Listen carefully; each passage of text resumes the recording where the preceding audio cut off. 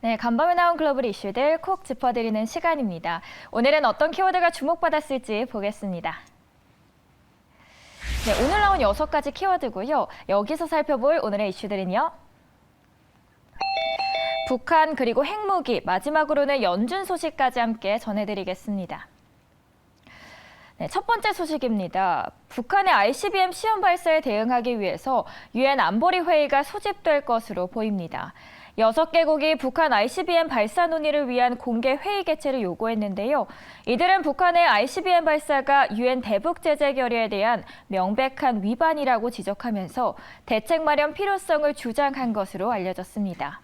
회원국 중에서 안보리 공개회의 개최 요구에 반대하는 국가가 없으면 25일 오후 회의가 소집됩니다. 중국과 러시아는 최근 북한의 잇단 탄도미사일 발사에도 안보리에서 비협조적인 태도를 보였죠. 이번에는 북한이 전략적 도발인 ICBM을 발사한 만큼 회의 소집을 반대하지 않을 것으로 전해졌습니다. 앞서 북한은 한국 시간 24일이죠. 오후 2시쯤 동해상으로 ICBM 한 발을 시험 발사했습니다. 북한의 ICBM 도발은 4년 4개월 만이었죠. 유엔 사무총장은 북한의 ICBM 발사를 강력히 규탄한다면서 이는 안보리 결의의 명백한 위반이라고 전했습니다. 한편 조 바이든 미국 대통령도 북한의 ICBM 시험 발사를 규탄하면서 대북 외교의 필요성을 다시 한번 강조했습니다. 네, 다음 기사는 러시아에 대한 키워드로 뽑은 외신입니다. G7 정상들은 러시아의 우크라이나에서 핵무기 사용을 위협하지 말라고 경고했습니다.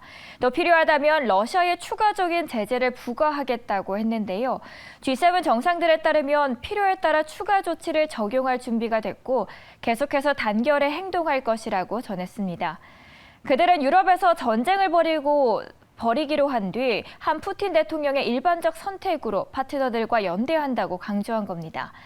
나토, G7 그리고 EU 정상회의에서 잇따라 참석한 바이든 대통령도 함께 발언을 했습니다. 만약 러시아가 우크라이나 침공에서 화학무기를 사용한다면 미국이 대응할 것이라고 밝혔습니다. 그는 기자회견을 열고 우리는 대응할 것이고 대응의 종류는 그 사용의 종류에 달려있게 될 것이라고 전했습니다.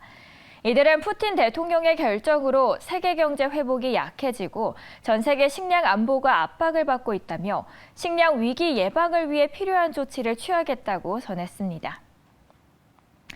네, 다음은 찰스 에반스 연은 총재가 연준의 50bp 금리 인상에 열린 마음을 갖고 있다고 말했습니다. 찰스 에반스 총재는 이날 연설에서 25bp 인상이 편안하지만 더 큰 움직임에 대해 열린 마음을 갖고 있다고 했습니다. 그는 연준이 올해 7번째 FOMC 회의에서 금리를 인상하는 것에 동의한다는 입장을 나타냈습니다. 아울러 에반스 총재는 통화 정책은 미리 정해진 경로대로가 아니라 민첩하게 해야 한다는 점도 다시 한번 강조하면서 연준이 올해 많은 금리 인상을 할 것으로 예상된다고 전했습니다. 그는 우리가 직면해 있는 불확실성으로 인해 정책 담당자들은 앞으로의 코스를 살필 때 신중하고 민첩해야 한다며 통화 정책은 미리 정해진 경로대로가 아니라고 언급했습니다. 다만 바이러스를 잘 통제하고 통화 정책이 긴축되면서 인플레이션 압력은 점차 감소할 것이라고 전망했습니다. 네, 키워드 통해서 알아보는 오늘의 주요 이슈들이었습니다.